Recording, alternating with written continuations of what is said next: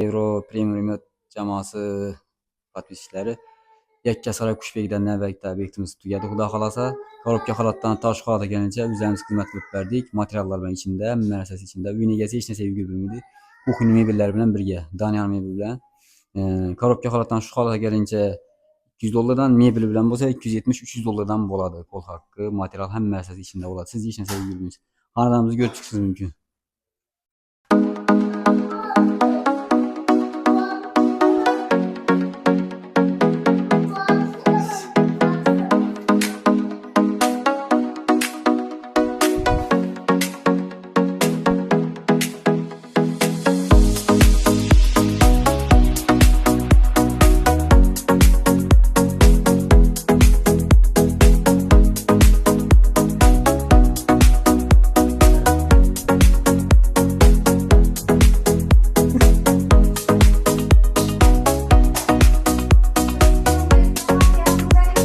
Şu xanadonlarni bitirib turibmiz. Klientlərimizni uyga gələn həmməsi əcaib insanlar, yaxşı insanlar. Şu uyləndə oynayıb gülüb yaşaş nəsib etsin, fərzəndlərini rahatına görüb.